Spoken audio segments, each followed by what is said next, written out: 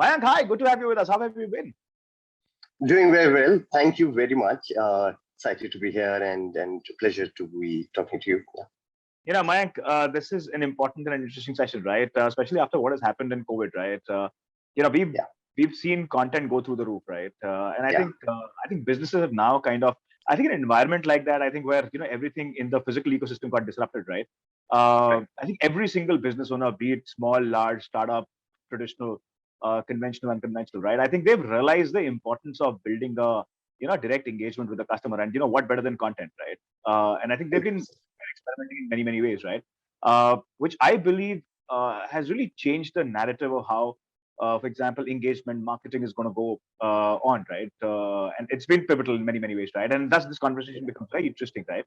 Because Yeah. you at Scalenut are empowering many of those businesses to, get the content in order, right? Help them with Yeah. many other critical aspects, in terms of SEO optimization, ranking, so on and so forth, right? That helps them Correct. communicate with their Yeah. customer better. They help in the discovery process as well. Thus, it becomes an important conversation, right? In many, many Right. ways. Mike, before we do that, right? Before we start talking about ScaleNut, right? Your journey, numbers, some of the critical aspects around the business. I'd love you to take us, or a quick round of introductions is going to be very helpful. If you can Yeah. start with that, that'll be amazing. Sure. Thanks. Thank you very much. I before starting Scalenut towards end of last year, I spent almost 12 years working across different industries. After graduating back in 2008 from IT Kanpur, started with ITC, one of the Right. very interesting, companies. Learned a lot about, retail, manufacturing operations. Right. Spent 3 years there. Always wanted to, get into startups and, join a passion of mine from Right. ITC. I was like, okay, slightly too large for my taste. So quit that, join a batchmate as a co-founder. Spent some time there. That didn't work out very well, to be Right. very honest. Quickly, moved to another startup. It was at that point in time one of the very few, Right. e-commerce entrants. It Right. was Arpatachi, and spent 1 year there before getting, merged with Fashion Dew. Subsequently, I joined Snapdeal. Spent 7.5 years there. Right. Built different things at different points in time, right? Starting from seller ecosystem to setting up supply chain, Right. customer experience operations, and all that. So I spent a lot of time there. Very, very interesting journey, and great set of folks there. Right. Mid of last year, decided to move on, and my co-founder Gaurav, who was with Urban Company at that point in time, he was taking a break. Right. We had been wanting to do a startup. One thing led to another. We said, hey, so Scalenut happened. We were joined by Saurav, who leads our product and tech, and co-founder. And Right. and yeah, and then we started building Scalenut. Interesting. Launched in December. Yeah. So, It's phenomenal. And I mean, we've talked about this, right? Where you've seen exceptional traction, right? And I'm going to talk about that, right? But before that, I'd love you to talk a little more about, why the space that you got into. I mean, what was the problem yeah. that you Yeah. identified in the process, and what is it that you were trying to solve, right? How did you get Yeah. into this? Yeah.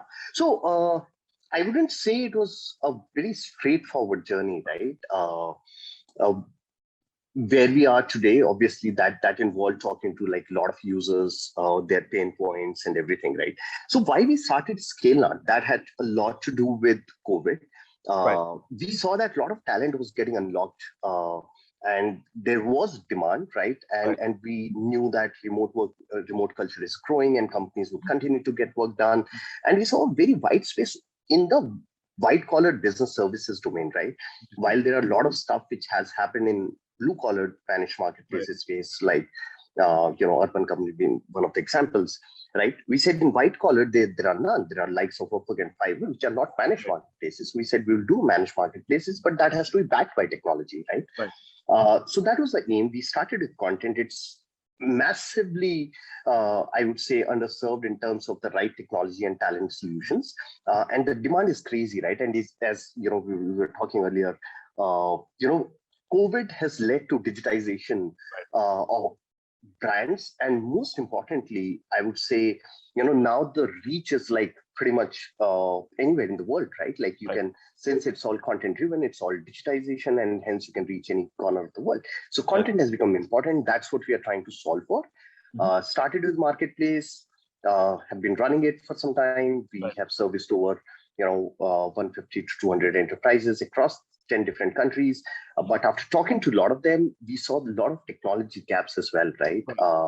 And while we started, we saw a lot of technology advancements in terms in AI space, right? And it was very, very important for us to quickly integrate that with our solution and bring it out to the audience and officially launch in 15th this month, our SaaS offering as well. Super. Mayank, you walked me into my next question, right? Which is essentially wanting to understand more about the product, right? Because I mean, one is of course the marketplace side of it, right? Which is that there are a bunch of people who are kind of solving for that, and then of course there is the AI layer, which now is sort of coming together because like I said, I mean, you can solve for certain problems in a certain way, but you have to bring in technology to really normalize that. I think bring in that sensitivity, understanding. I think there are a lot of those nuances, right? That need technology to come in, right? Assess, evaluate, calibrate. I think there will be many gaps, right? So tell me a little more about all of that. Yeah. See, what's happening today is, right, as you said, right, there is digitization. Now, marketeers, they're spending a lot of time and money in, trying to compete and trying to rank, let's say, ahead of their competition across channels, right? Let's say one of the prominent ones, like search engines, right? Google, for example. Everybody's pushing content left, right, center, almost like 30 to 40 billion words are getting generated every day, right? It's crazy, right? It's not easy to sort of rank, right? People spend hours and hours in research and content creation, and a lot of times with poor ROI. Now you have these set of tools which are available, right? Which solve different set of problems, right? Again, like since they are like it's such a scattered industry, it becomes very difficult as a marketer or content marketing manager for me to do my job. We said, hey, we do provide talent network, which is fine. And what is the technology solution we can bring out? So we launched our couple of tools, like I was mentioning. So they're built on AI and NLP algorithms, and the two important pieces they try to sort of solve. So one is the entire content curation and content research. So we deploy a lot of NLP algorithms and artificial intelligence to come up with the right content insights, which you need to write an article, let's say, right? I want to write an article and I want to write a very, very engaging and very comprehensive piece. The entire content research is automated using AI and NLP. Right. Post that, I've got the research. Now, how do I actually write? Right. One is, of course, I can use the talent total. Second is, how can I basically accelerate? So we have used these advanced AI technologies which are out there, and also working on our own set of technologies, which basically help you write these long form content pieces on your own, right? So if 1,000-word article would typically take you, let's say, 4 to 6 hours to write, somebody like who is expert who will take like 4 to 6 hours, the tool would help in writing that piece in pretty much like 15 to 20 minutes, right? And research probably, which takes like a couple of days, you can get it in a click of a button, right? So somebody who was, let's say, pushing out 10 blogs a month can now pretty much do like 100 a month, right? And we have seen like a very high degree of correlation between ranks and what. Right. Interesting. Mike, we are in content business, right? We generate a lot of content, right? Now, I mean, this is something which, there was a conversation which I was a part of, right? And it kind of stumped me because the person on the other side, and we were actually discussing a lot about latest technologies that are coming in, which are helping businesses do content faster, right, and better. And the question was that what if everybody is using the same thing, right? So there are 10 competitors in the same space, right? Everybody's using the same tool, right? Everybody has access to same intelligence, right? How do you differentiate, right? Because when an individual is writing for you, right? I mean, I can have a slightly different take. I can have a very different kind of style of writing, right? Mayank could have a completely different take. He could have a completely different style of writing, right? There is a differentiator, right, in terms of how you communicate, and then of course you want to optimize it, right? But in an environment like that, where there's machine which is doing it, right? I mean, beyond a point, how do you replicate for that creativity which is required to communicate with the customer? How do you fill that? Yeah. So very interesting, and that's the reason why I started with talent network first. Right. It was very important for human touch to come in. Right. Now, how it is going to play out, right? on one end, there are like these trained and certified content creators Right. who are trained. Like, so there are a lot of these softwares out there, but not everybody knows how to use them, right? How to extract the best out of them, right? You can just tell the machine, okay, do this, and it will do it. You have to give inputs. And that's where the entire creativity comes in.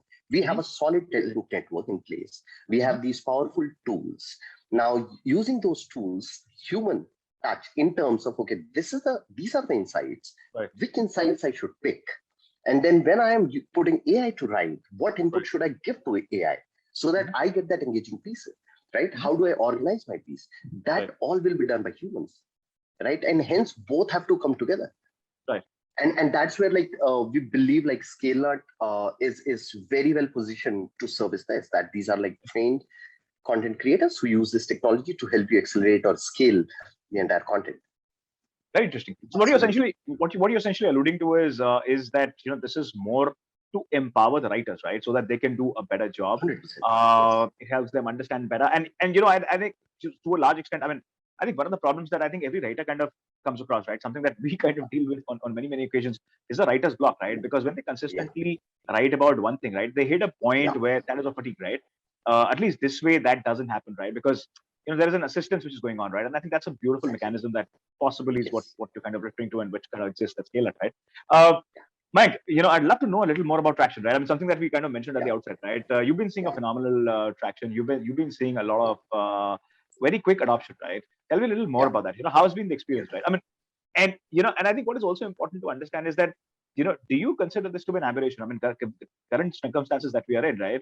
Do you consider this to be an aberration, right? Do you think it's going to normalize over a period? I was recently looking at a post, right, by a very dear friend who was very happy to be back at an event, for example, a physical event, right? So world is getting back to normal, right? And that's not just in India, it's something which is global now. There are places which are saying that, masks are off, right? So there's this, we are coming back to normal, right? Do you think this is an aberration which is going to normalize over a period? What's your sense? Yeah. So in terms of traction, I'll talk about the traction, right? So when we started our marketplace, we have been fairly careful with respect to how we want to grow, right? So we have been pretty much in a stealth mode, and for last few months, quietly building our marketplace and the software. Now, over last since we launched our marketplace back in December, we have serviced, like I said, like 150 to 200 enterprises, small, medium, large businesses across 10 different countries. We have not been spending, a lot of money in marketing the marketplace, and because the focus has been to, build the right set of technology solutions. So on 15th of this month, we, did our launch of the software, right? And interestingly, and we are quite overwhelmed by the uptake. We, crossed, $100,000 worth of sale pretty much in like 5 days of launch. And we got users from 60 different countries. So there is a massive adoption across the world. And it shows that how excited people are with the solution which is being brought in there. Yes, so that's one. With respect to whether it will continue or what will happen, so content is something which has been only growing, right? Like if you look at like the trend of last, let's say, 10 years, it has only been growing like crazy, right? COVID, obviously, like physical world is coming back to normalcy, but content is not going to go down. It's only going to grow. More businesses are going to come, and as I said, like globalization is happening across, right? So people sitting in India are looking to sell in US to India, and so on and so forth, right? How the discovery will happen? The discovery will happen through content. Right? Money you spend, and businesses are realizing this, right? Money you spend on, let's say, paid campaigns, right? You spend today, you get business, and that money is over. Whatever money you put in content, that will continue to give you ROI till the time your business is there. Right? So that's an investment for long term. So a lot of businesses are realizing that, and hence investing a lot in content. Right. Mayank, there's a very interesting, while you were saying what you were, right? I mean, it's just kind of, a quick thought from a very interesting conversation came to my mind, right? Which was with a very dear friend, and he said, confusion is business is good for content, right? Which is beautiful, right? Because I think what possibly COVID has done is that it's been absolutely overwhelming, right? In terms of how we've been consuming content. So I'm gonna come to that in just a bit, right? But would love to understand a little more about your relationships, right? With the current traction that you're seeing, right?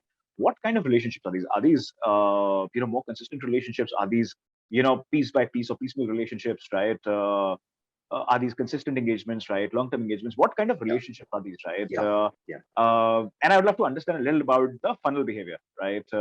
In terms of, what Yeah. are your acquisition channels? I'd love to understand a Yeah. little bit more about that. Yeah. Yeah. So these are, so as an acquisition strategy, the first channel we have gone ahead with is like the lifetime deals concept, right? Fairly standard in SaaS business. So we started with that. So these are like pretty much like lifelong relationship, right? And given the continuity of the need of content, right? People need those like month on month, and that's why we also like one of the categories we picked was content, right? So these relationships are long-term relationships, right? We are seeing a lot of adoption. Almost like over 50% of this adoption is from agencies across the world, small businesses across the world, right? And then, another set of around 30-40% would be from the individual content creators, right? So now these businesses, obviously, they need to produce content for their brands or their clients month on month, right? So that's not an issue, right? That's not a problem when it comes to the kind of relationship, right? And with respect to like, our business model is fairly simple, right? Like it's a SaaS subscription-based model where monthly and annual subscriptions are there. We started with lifetime deals and slowly getting into the monthly and annual business as well. Yeah. Very interesting, Mike. Which are the markets that you're seeing? I mean, you kind of alluded to it. You mentioned about it, right? That about 60 plus markets is what you're seeing the traction from, right? But which have been the key markets, right? I mean, are these more developed markets that are essentially players from those markets which are kind of coming in and looking at, you said, more US, more Canada, parts of European Union, right? I mean, what are you seeing? I mean, which is and Indian businesses, right? What's the participation rate? I think there's one particular piece, right? On the business model side of it, I want to understand the process, right? The customer onboarding journey, right? In terms of what comes first, right? Does the marketplace come first, or is the tool first and then becomes the marketplace, right? What's that flow of things on the platform? Yeah, perfect. So with respect to geography, US is the largest market, right? Very mature market. So US and UK, they are clearly the leaders.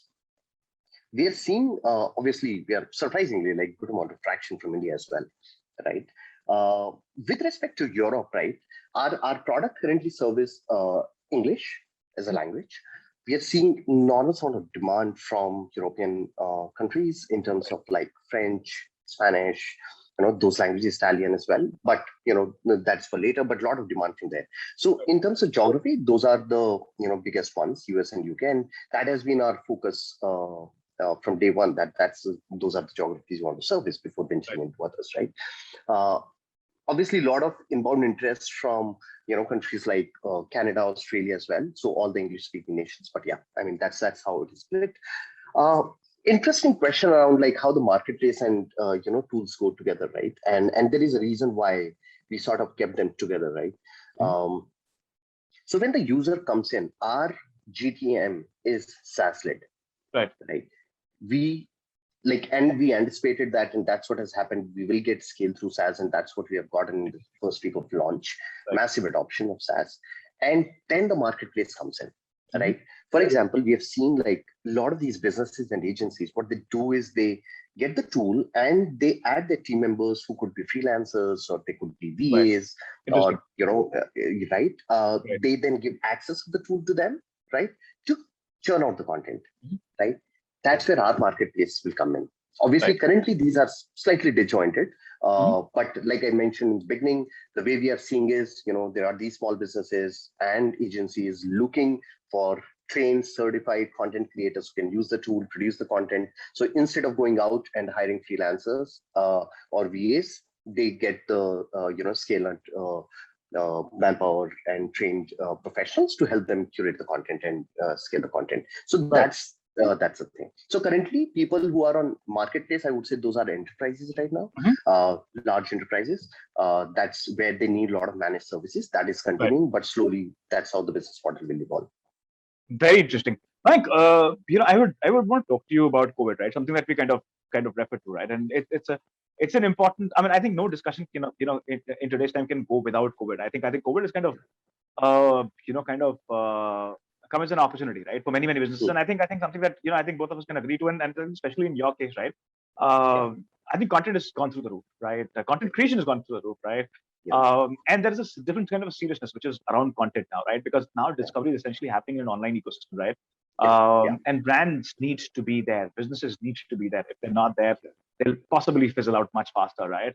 yeah, Um, you know, but COVID brings in a very different kind of a complexity as well, right? It brings in today, the consumer has access to content from literally any place, right, and every place. mm, Okay, yeah, the limitation is not, for example, from a certain geography, right? The exposure has gone through the roof, right? Consumers become a lot more dynamic, right? They've matured yeah, very fast, right? yeah, So for example, when possibly say we were growing up, or earlier generations were kind of growing up, there was a certain lag, right? There was a certain yeah, arbitrage that existed. There was a mm, certain gap that existed, right? But today that's gone, mm, right? Everybody's consuming mm, pretty much, like I said, everything, right? Now that yeah, just creates a huge pressure on delivery, right? yeah, In an environment like that, right? What is the expectation from a Scalenut like platform, right? How mm, efficiently are you able to handle these expectations, right? In yeah, a dynamic environment like this, right? Because you're still new. There's a lot which is going on that needs to be understood, right? Consumer influence is going bizarre, right? In many ways, right? yeah, It's very, very unpredictable. It's not a territory which is very mm, clear. Nobody really mm, knows how to sort of operate, right? mm, Nobody really mm, knows what the preferences are, priorities are, right? Because a lot, like I said, mm, we're through a mm, going through a very, very dynamic time in that sense, right? mm, What do you yeah, make out of this, right? I mean, for a platform like mm, you, right? How do you evaluate this current mm, situation? yeah. Mm, very interesting, right? Like, and as you rightly said, so there are these tons of forms of content, right? Hmm. It was very difficult for us to consciously restrict ourselves to one form, which is writing, Right, right? We on right, our marketplace, you'll still find other services in terms of design and right. videos, but and as we are sort of growing, we'll probably Mhm. narrow down our focus furthermore and just on Right, writing now. right. Uh, as a platform, we Hmm. are facing like unprecedented requests for Right. new features, new capabilities, Hmm. because these businesses want to service their users, these agencies want to service their clients in terms of, okay, the platform should be able to do A, B, C, D, E, and Right. everything, right? Because there is so much demand, there's so much work to be done at their end, right? So Hmm. the platform should be able to cater to all those growing requirements, right? Right. Like, for example, today we say, okay, hey, you can write long form content, please, right? Hmm. And then users would come say, okay, great, like how about product descriptions? Hmm. Can I just write that as well? How Right. about ebooks, right? Can I write the entire ebooks as well, right? Hmm. Using the now, obviously there is a lot of pressure, and Right. we have to figure out, what are the right tools we build, and what are the at what pace. Similarly, in terms of languages, right? Right. Now there are these lot of these brands who are trying to go to different parts of the globe, Hmm. right? In different countries, they want translations to happen, Right. right? They want content different languages, so that pressure is there. Then visual content, right? How do I actually determine like what's the right visual content, Right. right? What will give me the maximum, let's say, CTR or engagement? How do I Right. stand out and things like that? Hmm. So COVID obviously led to a lot of content consumption, putting pressure back on the businesses Right. to generate more and more content. A lot of content repurposing is happening, and obviously, like platforms like Scalar, they have to Hmm. sort of come in the front and lead, saying that, okay, Right. hey, these are the use cases we are able to cover, and give us some more Right. time. We'll do Hmm. rest of the things as well, Right. right? So yeah, Very so that's interesting. how it is. Mike, I'm going to move into competition, right? I mean, I think Right. we've seen many many platforms that have come up, right? Hmm. And very interesting offerings that they had, right? A lot of them Yeah. essentially, trying to sort of put out an intelligent foot forward, saying that this is how we can help you, right? And I think this is something which is becoming a constant, right? Across, I think every single platform, which was basically started as a gig platform, but eventually had to bring in this layer of intelligence because such was the expectation from the clients, right? Yeah. And brands and Yeah. businesses, right? How do you look at competition, right? Yeah. Uh, and there are quite a few who are getting funded in the same space, right? Yeah. How difficult does your journey become in an environment like that, right? Because a B2B ecosystem is a very different kind of an ecosystem, right? Yeah. Affiliation, attachment, relationship is much longer, right? Your CACs are very Yeah. different, right? How do you Yeah. see the dynamics in the market in the current situation? Hmm. Um, so luckily, the market is very nascent, right? Hmm. It's the AI. Let's talk about AI. So how it happened? So GPT-3 came in.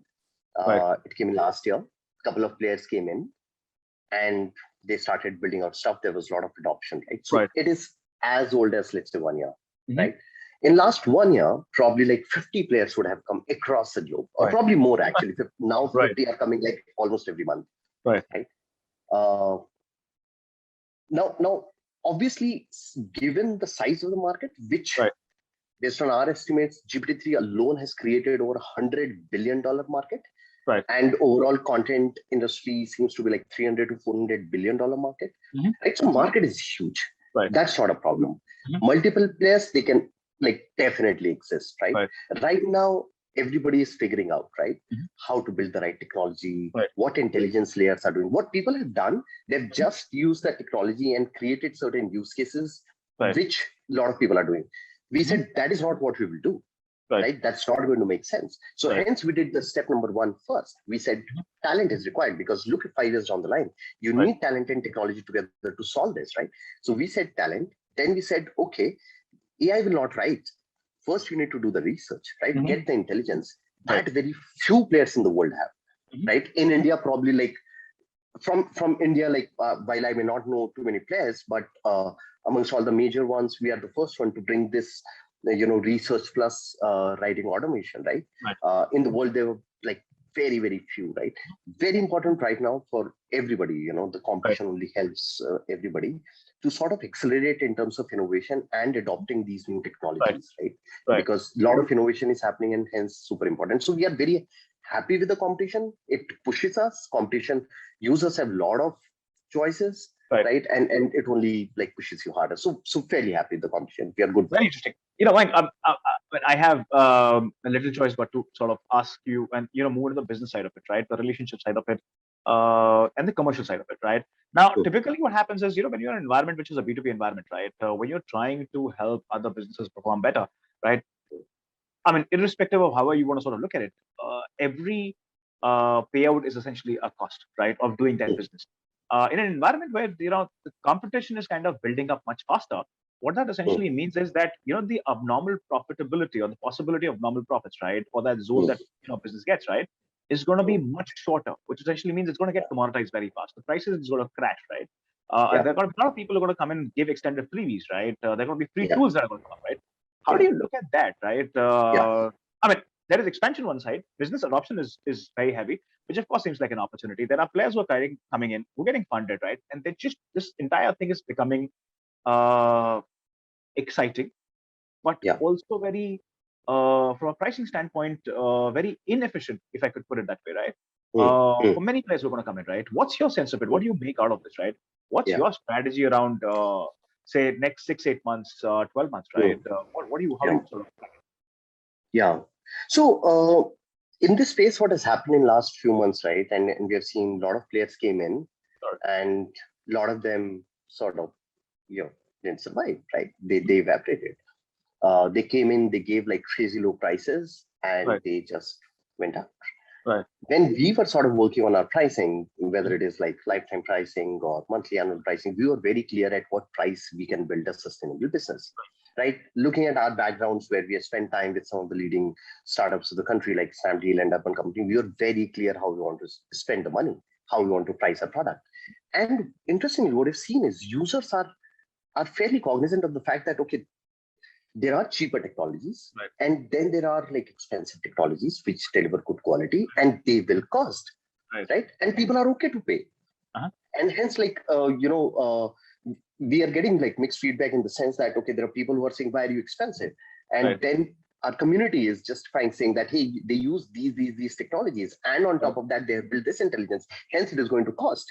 What happened to companies ABC, which came like 6 months back and they are not around, right? What happened? So users understand, right? Users want to associate themselves with companies which have like strong foundation in terms of, like, a couple of days back, we were having a webinar, and the first question, very interesting question, and we ended up giving a freebie to them, like as a giveaway for the most interesting question, that what's your sustainability strategy?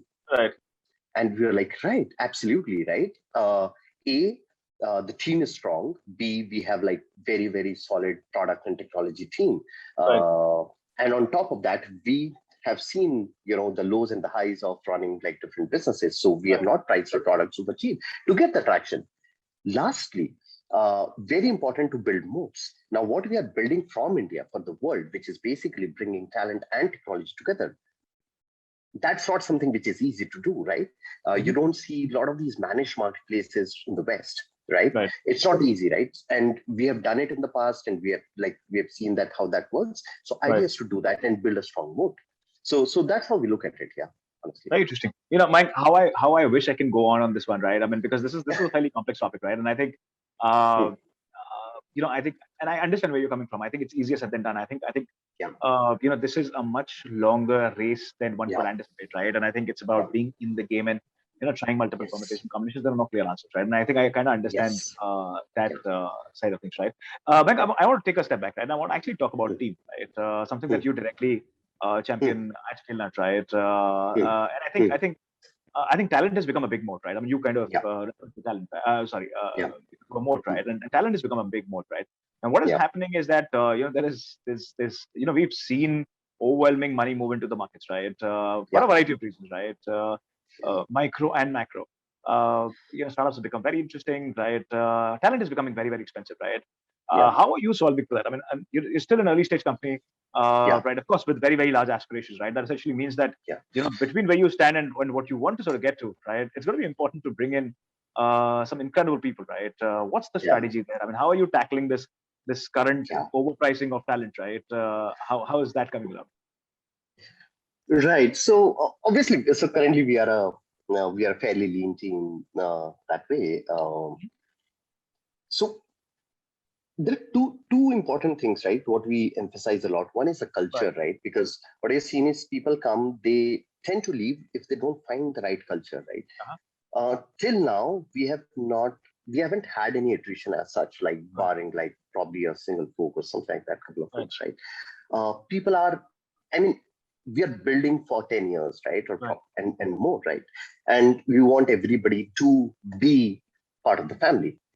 We recently, like a couple of months back, it took some paperwork, but we made everybody, all our full-time employees, stakeholders in the company, everybody has ESOPs.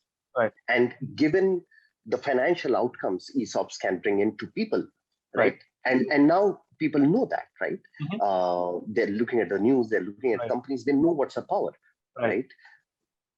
Startups, yes, a lot of startups have great ESOP policies, and we are very clear we want to be one of the best. And hence we crafted our ESOP policy in such a way that everybody can have a meaningful financial outcome, right? And at the same time, they are owners in the company.